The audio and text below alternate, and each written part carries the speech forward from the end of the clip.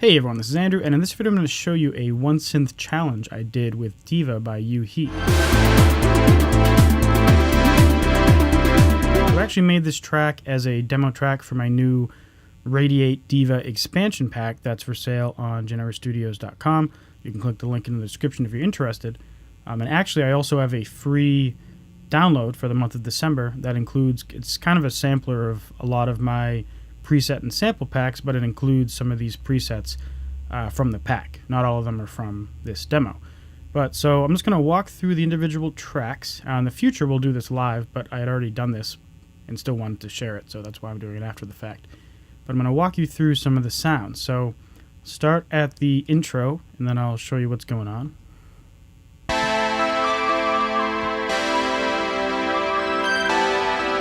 So here we have a lead and a synth. And a cool thing about this song, just a little side note, is that I generated all of the leads using something called Riffer. And Riffer is kind of a random melody generator or riff generator that uses stochastic properties with some preferences you can set to constrain it. Basically, it's a sample and hold that you can constrain to scale and timing, and it generates that stuff randomly. So it's a very cool app. But I generated all the melodies with that, and I generated all the chords and bass with Captain Chords and Captain Deep, I think that's called. And then the drums are generated also using Riffer. I don't have it still on there, but I used Riffer and just set it to one note, and or set it to a couple notes and let the pattern vary a little bit, and used some effects very sparingly. So these first two sounds for Diva, I just have a pretty standard lead, so I'll solo this.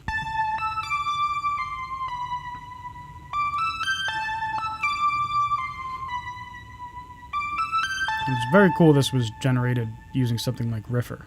I really am just using Neutron so that I can sidechain it to the drums. We'll get into that in a sec. So walking through the track, eventually some bass kicks in here. And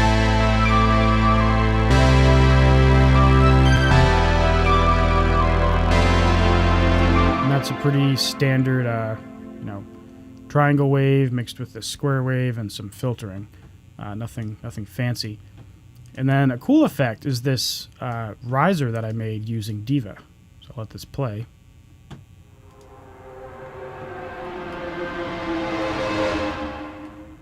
And, for memory, I just kind of poked around until I got a cool sound. So that's how that went. But anyways, it works pretty cool because then at the end of it, I have this burst of noise.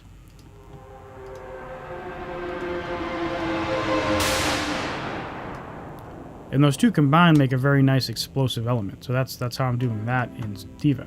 And then right after that, it kicks into the main groove of the song.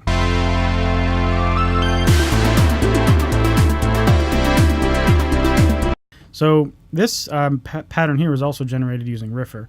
And again, it's just another kind of standard lead that's included in my pack. But the drums, I think, are the interesting part. So I'll solo these and play it.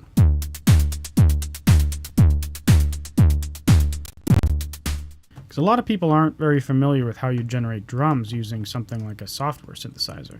So the way that I do it, and I believe it's the way that most people do it, is that you set an envelope onto the tuning of your oscillator. And a bass drum is really just a low-tuned note, but typically the start of it is kind of like a do. So it starts high and then quickly goes low. So and that's all I'm doing. So, I did some things to make it stand out, like I add a little bit of noise and feedback, cutoff modulation, I believe. And as far as the snare goes, it's a similar kind of vibe, except in this case, you're usually relying more on noise. So if you look at the oscillators, they're all turned down, and this is just a burst of noise. So very, very simple kind of thing. I'm modulating the pitch in this case, but it's essentially doing nothing. And I'm using velocity as a way to modulate the cutoff a bit, just to get some variation when I want to make sounds. As it goes up in the keyboard, the stuff changes, so if you're playing, it's a little different. But the important part is that in the envelope, it's spiking up the cutoff very quickly, and it's decaying very quickly. So that gives you kind of a little more dynamic control other than just doing a straight-up burst of noise. So next we have the hi-hat sound, which this, again, is typically done with noise. So I have all the oscillators off, I just have noise.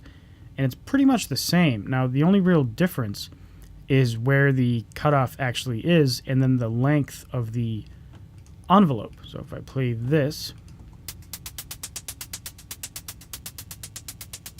it's a very short little burst of noise.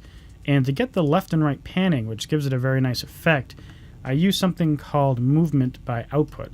And all I did is I just dialed up a preset, and then I just started changing some of the patterns. So you can, pretty much the way this works is that you can assign some of these modulators to different parameters like delay and, all these other ones. So I'm using the delay, but it's pretty sparingly, or it doesn't affect the sound as much as you might imagine. What I'm really using it for is the pan. So I have this step thing just going, left, right, left, right. There's also this one going left, right, left, right. And rhythm 2 is really what's controlling the pan. The volume is being modulated by this. And then you can actually click here, and then you can change like how much it impacts the sound. And then, of course, you have a dry wet knob and stuff. I'm not going to go into movement, but that's what's giving it a more of a dynamic feel. And the other way I did this is, since I used Riffer to generate these, quote-unquote notes, I made it so that they were also varying in velocity. And since I have velocity enabled to vary the cutoff, it gives it an even more dynamic flair. And also keyboard, so every time it changes notes, it's a different flair. So that's what gives a more dynamic hi-hat sound in the mix.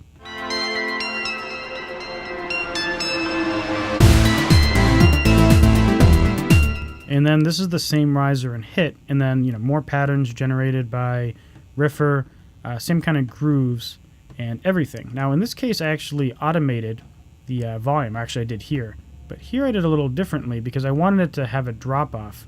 So basically, before the note kicks in, the sound dies, and it gives you a cool pause that adds to the abruptness of the, I guess, drop, if that's what you'd call it.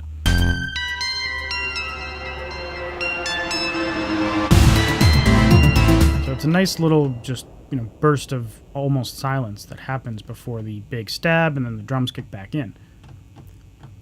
So if you notice that the synth sound is pulsing, that's because I sidechained it. So I'll go back to this intro part here, and I'll solo this, and I'll loop it, and I'll open up Diva. Or actually, sorry, no I won't. I'll open up Neutron, because Neutron I'm using to do that pulsing sound. You could do it inside of Diva, but you usually want it to just be triggered off of your bass drum. This is a very common technique in electronic music. So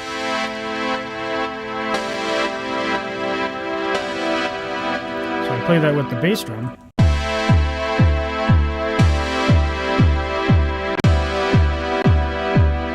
Sorry for the little glitches and pops. My computer is having a little bit of trouble handling all of this at the moment. But anyways, that's how that's done. And if you have Neutron, you can do this in a bunch of different compressors. But inside of Neutron, it's very easy, which is why I use it for it. You just go in here, you select which track you want to sidechain to. In your compressor, you'll click this little button and click External Full, and that's going to use the audio of whatever track you selected up here to trigger the compressor. And then since the compressor is on the synth, it's going to compress the synth and not the bass drum. And then you can fool around with the timing, so I can make the attack faster. Or slower. And then you can time that rise just moving the release knob. So, you have full control over attack, release, and the amount of dip for every single hit. And, the reason you do this is because you want the song to kind of pump, and you want the bass drums to stand out. So that's why you do sidechaining. But that actual sound is not built into the preset because it's typically something that you would do in your DAW with sidechaining. And you'll find this to be the case if you buy any preset packs, you load up a Serum preset or something, that it'll say like, I don't know, house synth or something, and then you play it and you're like, it's just a constant synth. And it doesn't have that same vibe because it's not sidechained yet. And some people build it into their patches, and that works too. But it doesn't give you as much control because if you're using a song that's at a different tempo, if the modulators aren't synced to the tempo, then it's not going to line up, and maybe your application's a little different, and it's not necessarily 4/4, or it's not quarter notes, So that's why you typically do it inside of your DAW. And the song just goes on from there, and various patterns repeat and come back. So that's the whole thing. That's how I made it. If you have any questions, feel free to leave me them in the comments. And again, if you want to buy these presets, I do have them on sale on Genera Studios right now. And if you just want to play around with some free sounds and also get some of the presets from the pack, you can go on Genera Studios as well. And there's a free stuff pack for the month of December. I'm going to be releasing a new free pack of some sorts, with either samples, presets, maybe even a contact library every month for the next year, so, or perhaps further, but my plan is at least one a month for 2019. So yeah, check that out. If you enjoyed this video, please leave a like, consider subscribing for more, and enjoy the track. I'm going to play it right after this. See you later. Bye.